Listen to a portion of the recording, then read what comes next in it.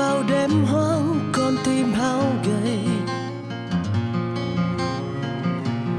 cô nuốt những nước mắt, cô nuốt những trái ngang,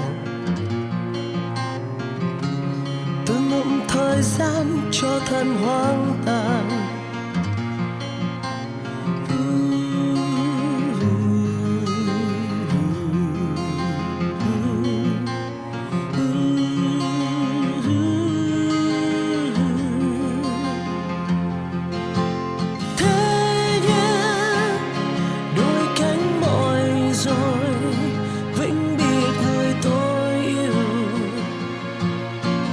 Trong mong chi để lòng thêm hoang mang, có chăng cũng đã muộn rồi, hãy để thời gian lâu đi, mình cần chỉ thêm nhau khi đã tan phai.